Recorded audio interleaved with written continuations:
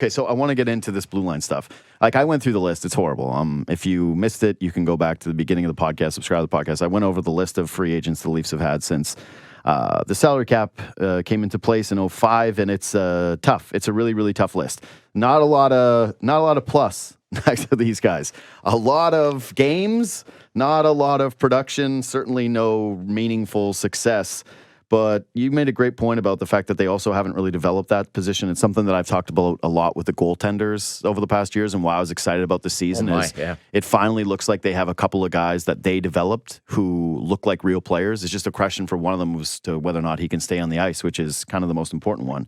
But with this blue line and the guys that they brought in here, am I being way too optimistic about how encouraging these initial signs have been? Because, yeah, it's been lower competition, and it's early in the season when guys are healthy. And these are the two guys that are playing older players who have got miles on the tires. But, yeah, what do you make about the way that Toronto's blue line is balanced right now and trying to project these guys moving forward?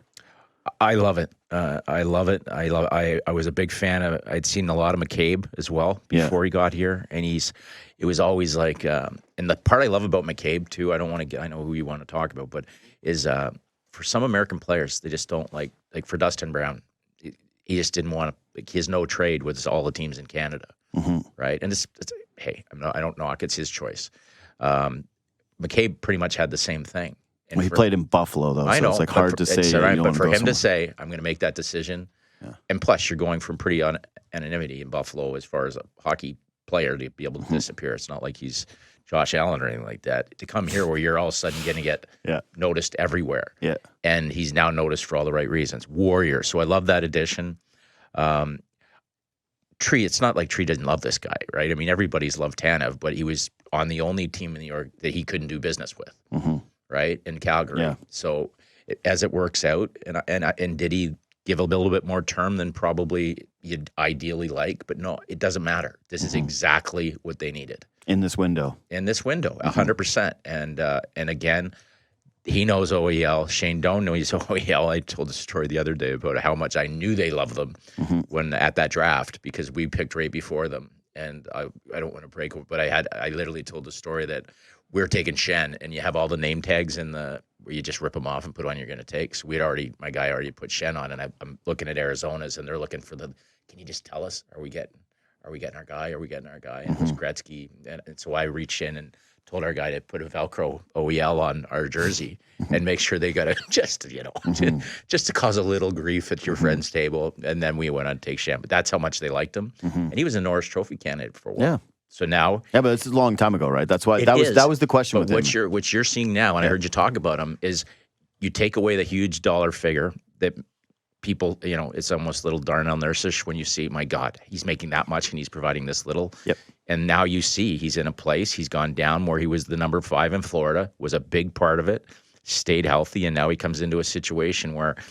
As long as they keep, I just want him to grossly jack up his minutes too much because there might be a little exposure. But where he's at, it's just a perfect fit, and I love it. But you hit the nail on the head, JD, when you said it's perfect healthy, right? Yeah, it's the next man up for me is frightening. But if you've got you want him, knock on wood, because everything you love about the way he plays, in particular, Tanev, breeds bruises and injuries and broken bones. For sure. But it feels weird for me to say this because they need to get Lilligren off the books, and they need to be able to, I think, move one of the forwards that makes real money. To me, right now, you're kind of circling Kampf, even though you don't have center depth, just because it looks like you've got other guys that can do that role. And if he's not killing penalties for me right now, that's kind of an indicator that maybe they're going to move off him. But the reason why I'm saying those guys in particular is so that you can accrue some cap space ahead of the deadline and then probably turn whatever it is you get from them,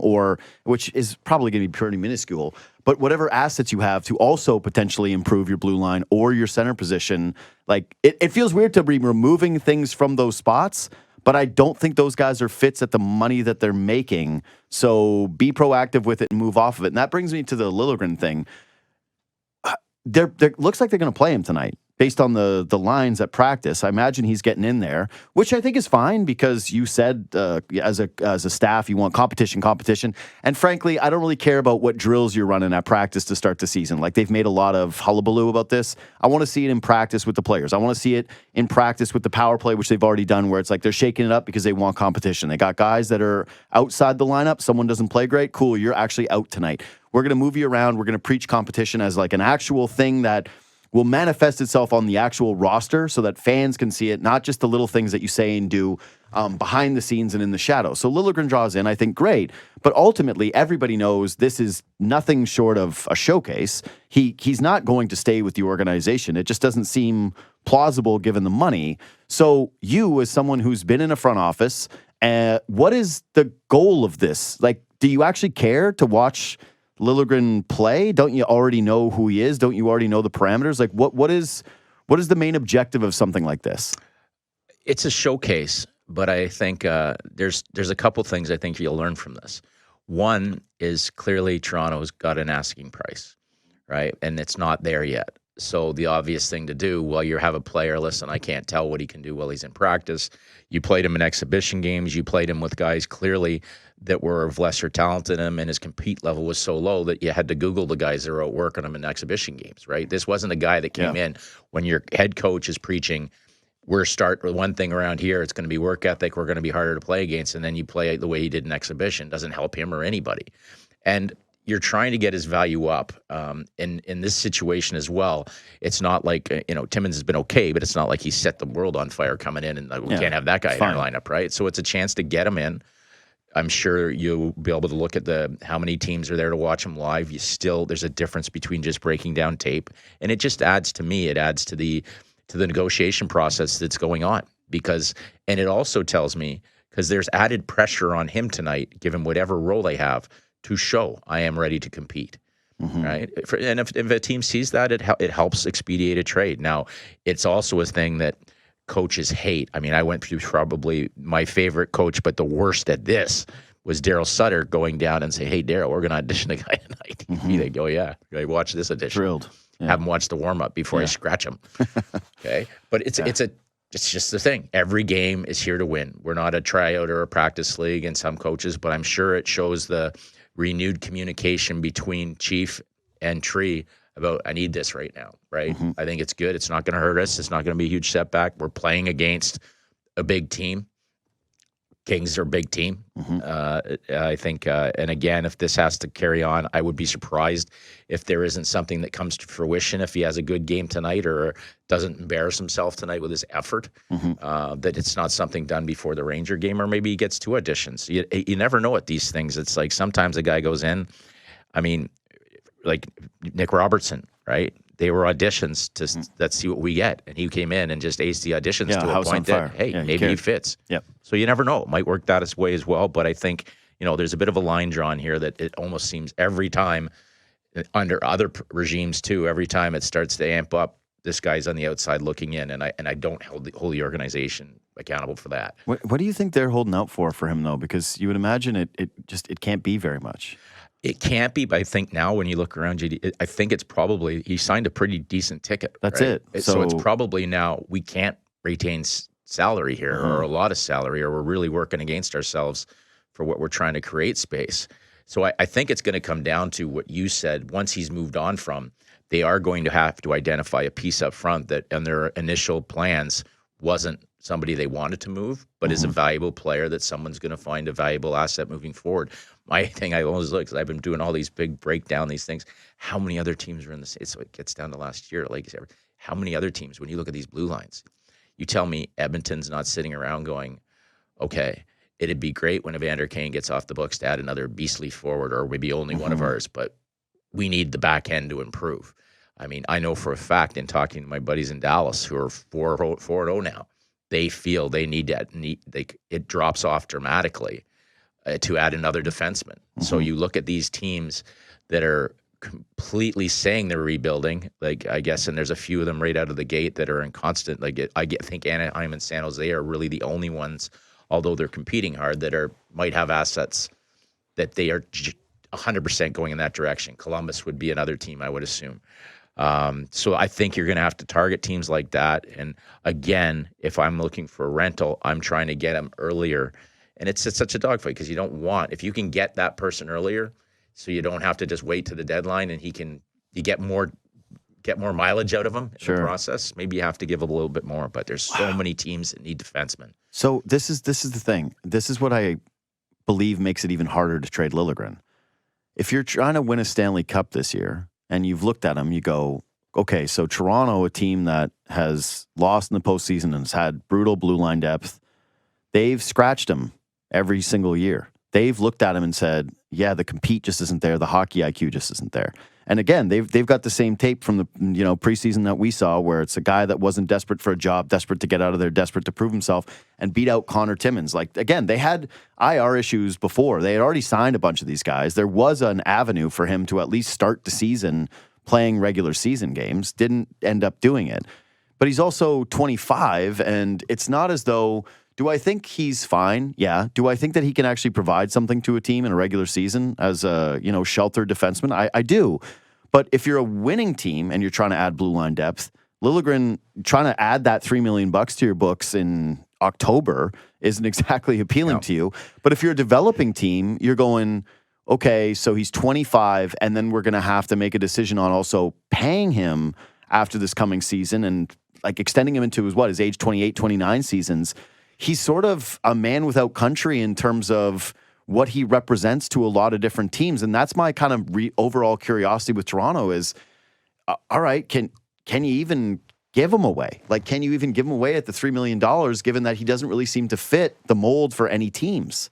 I would be, and again, I don't know their next in line plan, although I do know Hakanpää very well.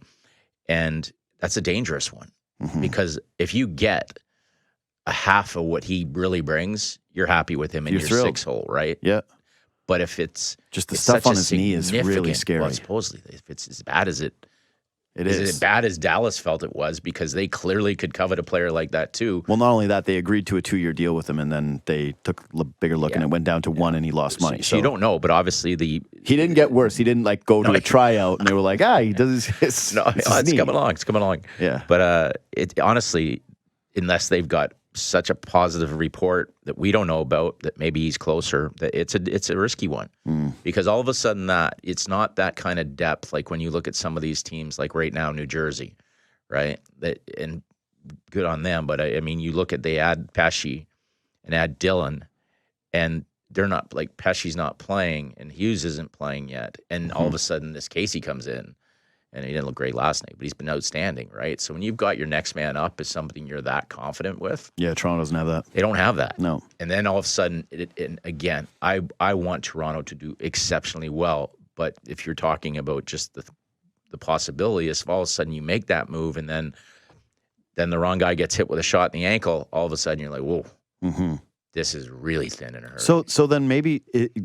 Then there's got to be a possibility that despite all the reports of rumors and them moving off of him, maybe part of this is that they don't think Hakanpää is as close, even though he is, I think, skating a little bit right now. And they go, you know what, maybe we should actually be playing this guy because the asking price is tough and we might actually need to use him, and maybe 100%. Pivot here. Or maybe there's an older defenseman that they're eyeing in the deal, right, that is going to fill that spot. But I think it's exceptionally, and Brad's great at his job, and I mean, I think you got to be really careful about leaving that hole unless you know, again, it's going to look fine for one night, but if the wrong piece goes down, you're all of a sudden, oh boy, where the hell did Lilligren go? Well, and some of those other guys, again, I'm not going to despair. Lilligren didn't look as good as some of those guys, the AHL defensemen that we've seen, but I don't believe that Rafai is a better defenseman than Timothy Lilligren, the guy that need the guy? Yeah, the AHL players that they have there. It's like Lilligren has proven that he can play in the NHL, that he belongs in the league,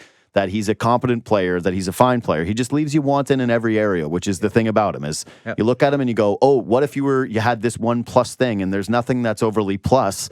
And again, it's not about... It's just it's how much he's making right now and what he represents to a team that's clearly going in a bit of a different direction. He's not a fit in a variety of different ways, and he should be somewhere else. It's just, they're in a tough spot because I don't think that they have that thing behind them. Okay, I got a couple of other things for you. I want to move off this guy. So, did you ever gas up Euros prospects guy? you're someone who a long track record in scouting, being AGM, but also, director of amateur scouting. I was talking to Jim Bowden last week, and he has worked as a general manager before. And he talked a lot about prospects and guys that you try to float to the media that you like more so that other teams kind of pick up on them thinking that you actually really like a player, and then trying to hide certain guys from the eyes of other organizations and like tampering down the expectation of them. And I'm curious if you ever had a guy like that. Well, everybody is. Everybody does. Who comes to mind, though? Well, you couldn't tamper him down. I mean, the biggest one was us trying to tell people that, like when we were trying to get Mike Richards, and good on Philly, they wouldn't come off Shen, Simmons, and Clifford. Yeah, but the two of those guys specifically, it was like impossible to tamp down. Like, I'm just telling you, it's hard because you're like, oh, he's not very good. He's horrible practice habits. This Cliffy, we can't get him to work hard. There was one in particular, and we couldn't do. It's a funny story because the kid ended up having a great. Is Kubalik? We took in the 7th round. Yeah, and every time I went to watch this guy score in Europe, right, he would score, but he would also score a hat trick in a 7-3 loss to Russia. Yeah, and you'd be like, man, he got another hat trick against Russia, and Russia kind of like, it could have been 20-3. And empty calorie stuff. Yeah, and then he'd do some stuff in the World Juniors against team, and he kept scoring. And then he came to the CHL, and he just was lazy. He didn't score in Sudbury. And then we were like trying to get, maybe it's Sudbury didn't have a good team at the time, so we sent him to Kitchener, who was a team that needed him. He didn't score in Kitchener. Like, he got sent home. And so we keep going, and we're trying to amp up that this guy's still got it. Like, this guy can score. Yeah, doing the other way. Right? Yeah, okay. So we finally convinced Chicago, where he actually was being tampered with, that this guy can really score. Yeah. So we gave him away for nothing. And then, know what he did? Scored. He went and scored 40 and went up for the rookie. I was going to say, he scored that was a call when I got into the office. You were right, he could score. Future, you said he could always score. We just got a 7th for him, and he's up for the Calder. Yeah, I'm that's a tough one. But no, he's scoring meaningless goals.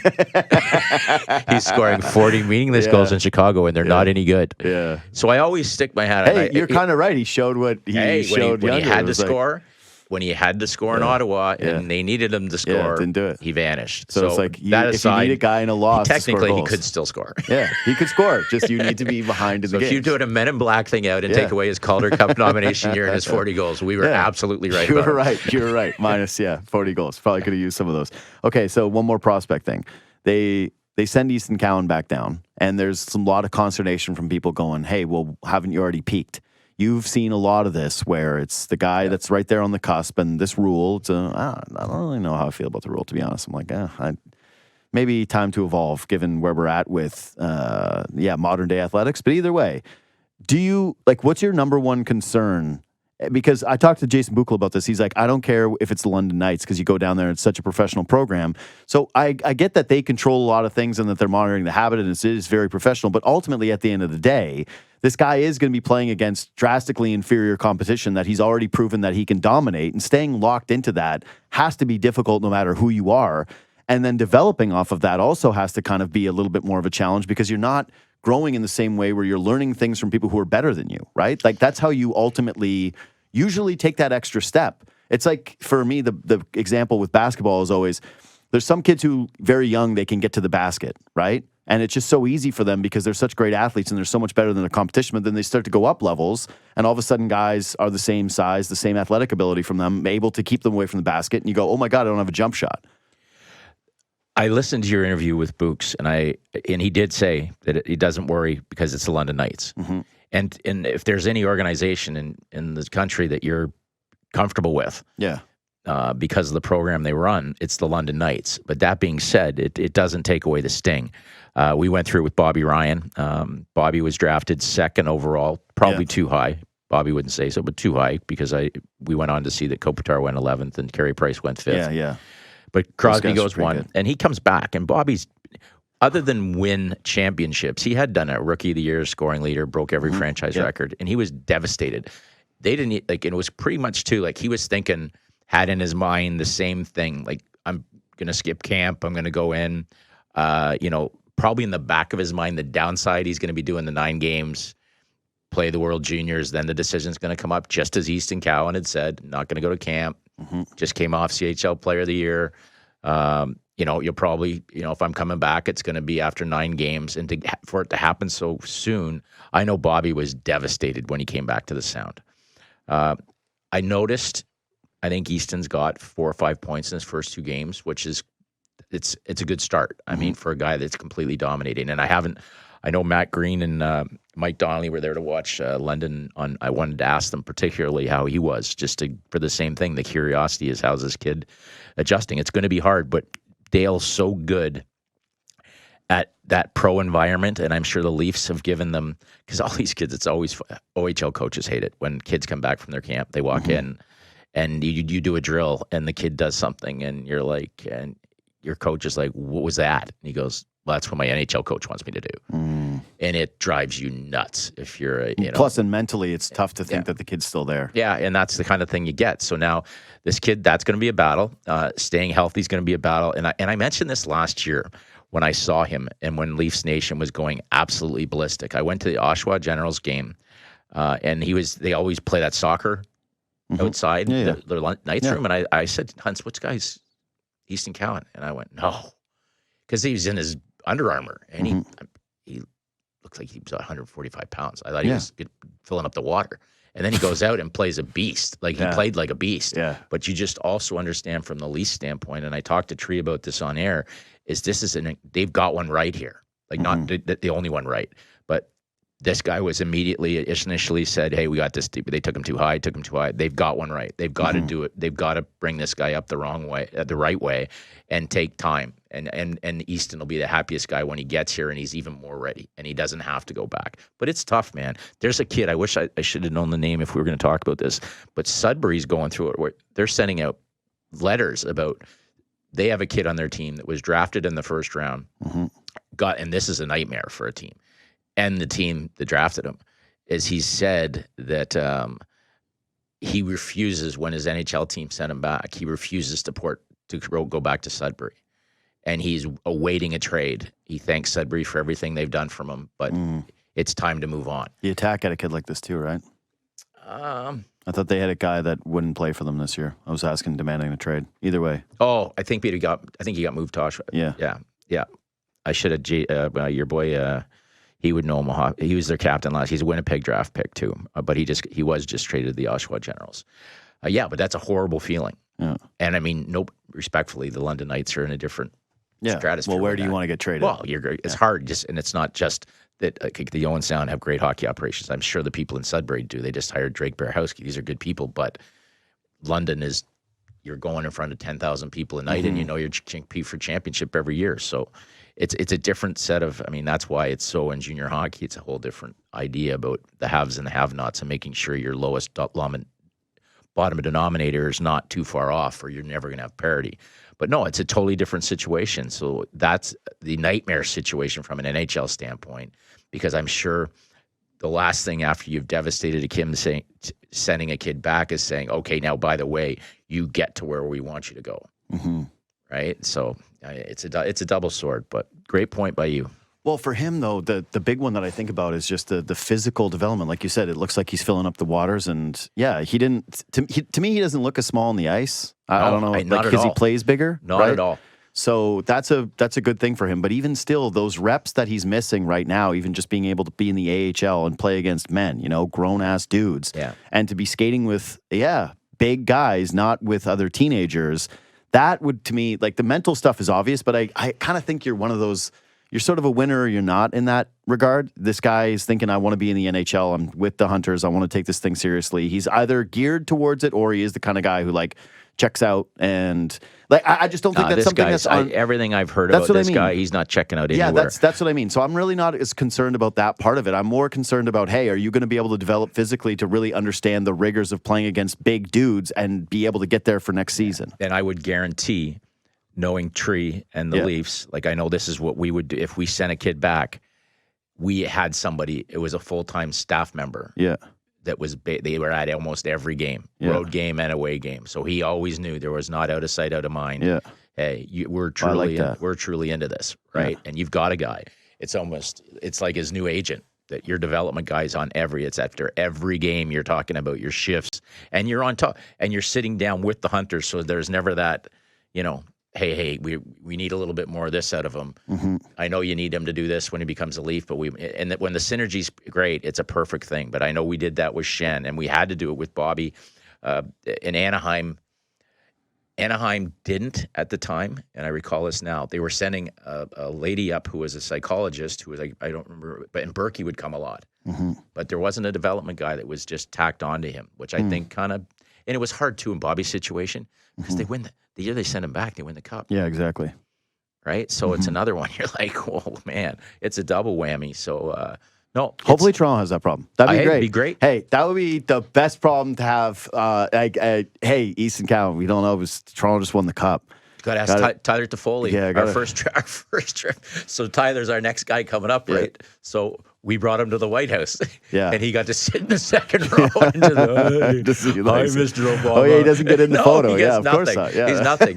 He looks like that kid. He looks like That's Phil funny. Kessel at the NHL draft, the last guy sitting at the of table course. while everybody's up, I mean, you Daryl's gotta doing the go. Macarena with Obama. You gotta go. Tyler's there. You but gotta it made him go. hungrier. He was in the second picture. Yeah, he got in the next photo. He was in the next photo. That's so funny. They should have made him take the photo. They should have been like, "Hey, go superimpose him." Yeah, exactly. Go take the picture. You can listen to Mike later today on the Fan Hockey Show, which is great. It's noon to 2:00, so make sure you subscribe to that podcast. Make sure that you listen. You can watch it also on Sportsnet 360. Mike, thanks for coming in, buddy. We'll be listening later today. Again, subscribe to this podcast, leave 5-star review, and we will see you tomorrow.